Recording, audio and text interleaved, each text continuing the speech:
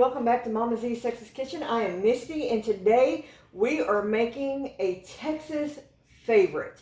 So a lot of people have heard of chicken fried steak. We're making chicken fried chicken today. I was talking to Crystal and Donald over at Copper Kettle Farm the other day, and y'all may not know this, but Donald is from Texas. He's a good old Texas boy, moved up to Pennsylvania to marry the love of his life, and we were talking about what recipes, when you think of Texas, you think about. And he mentioned Tex-Mex, and he said, you know what? Chicken fried chicken. And I thought, you know, I haven't had any good chicken fried chicken in a while, Donald. So, Donald, this recipe is for you, my friend. We're going to start out with making our dredge. You need some buttermilk. Now, if you don't have any buttermilk, regular milk would work. I prefer the buttermilk, and I happen to have plenty of it on hand, so that's what we're going with today. Put an egg in it. Okay. And we're going to mix this up.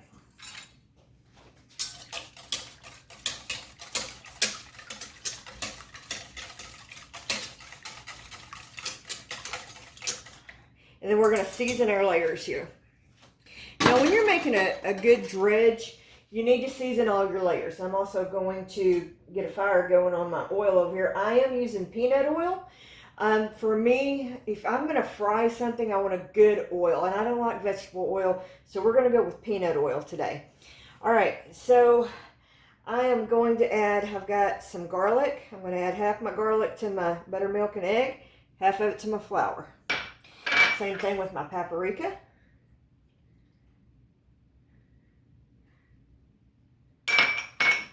Now, this I'm just adding to my flour. This is baking soda and baking powder. I've got a teaspoon. I am just adding that into the flour mixture. We're going to add a little bit of Slap Ya Mama, because you know it needs a little bit of kick to it. Now, if you don't like spice, leave it out. It'll be just fine. Or if you got a little bit of hot sauce, you can add that too. Some pepper. And then don't leave out the salt.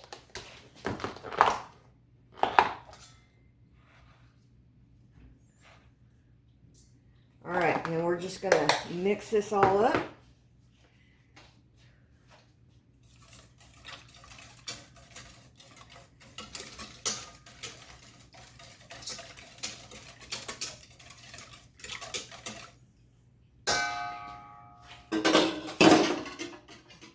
Mix our flour mixture out here. Now, for my chicken, I'm using a thinly sliced chicken breast. I just bought the already sliced at the grocery store, so I didn't have to cut it myself. Works perfectly fine. You're gonna mash it in your flour.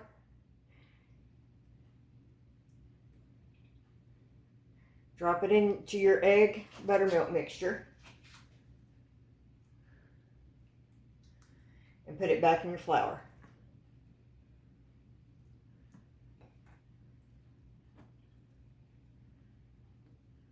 And then I'm going to set it over here on a cookie sheet with a wire rack and let it rest for a minute while my oil is getting hot.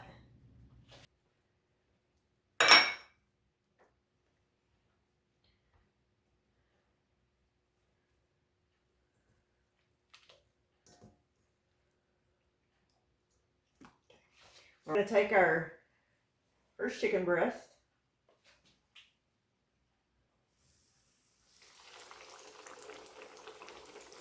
Lay it down. Approximately about four minutes on each side, but the absolute best way to know if your chicken's done is have a meat thermometer. I can link this thermometer I have down below. I actually won this from Air Fryer Booger 500. If you don't know her channel, please check her out. But I highly recommend getting a meat thermometer.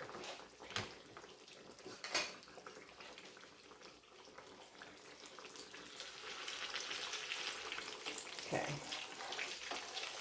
We're going to gently turn it over.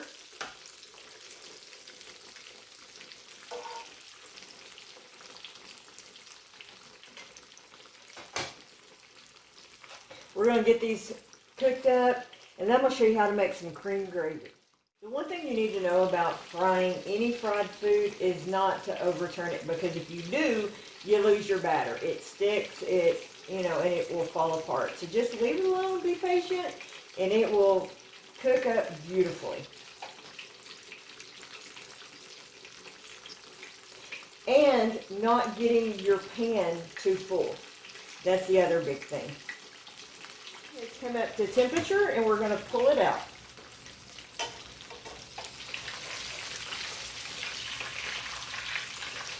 Look how pretty that is.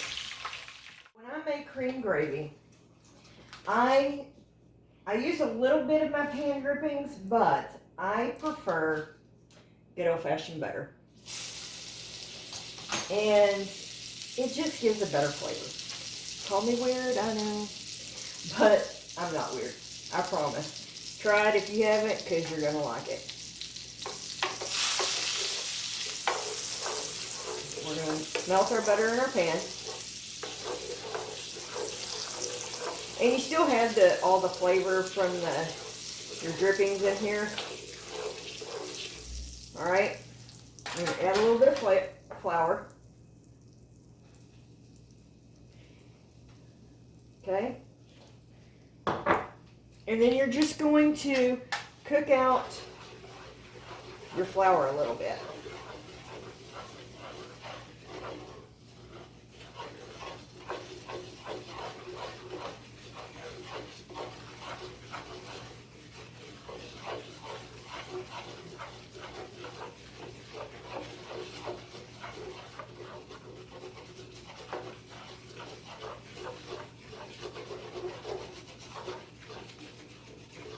I want to cook out the flour taste of it, and then slowly you're going to add milk.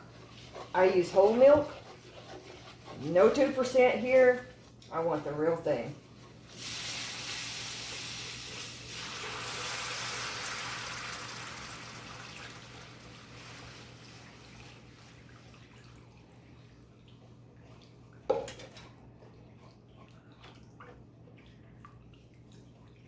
And you're just going to mix this around. You can use a whisk. I tend to just use a slotted spoon. And let it thicken. Alright, my friends, our gravy is almost there.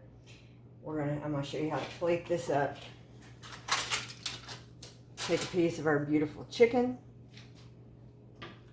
See my pretty little Texas plate here? Can y'all see that? And then we're going to take some of our gravy and go right over the top. You cannot get any more Texas than that, my friends. That's why I'm using my pretty little Texas plate. Give you a close-up view. All right, thank you for joining me today on Mama Z's Texas Kitchen.